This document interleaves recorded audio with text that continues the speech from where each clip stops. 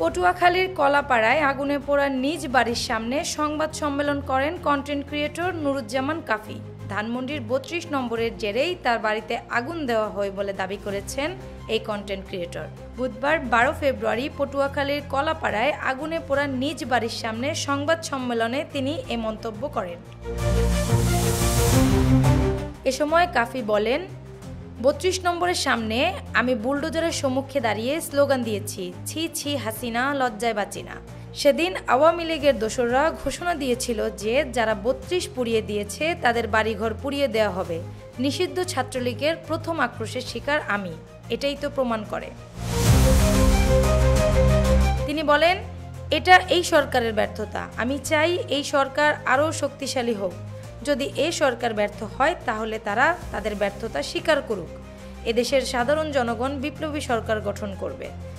তিনি আরও বলেন, আমি এ সরকারকে ৭ দিনের আলটিমেটাম দিলাম। এই ৭ দিনের মধ্যে যদি সরকার ও আইন শৃঙ্খলা বাহিনী দুর্বৃত্তদের আটক করা সহ আমার বাড়ি পুনরায় তৈরি করতে না পারে তাহলে আমি ঢাকা কলাপাড়া রাজপথে বিপ্লবী সরকারের ডাক দেব।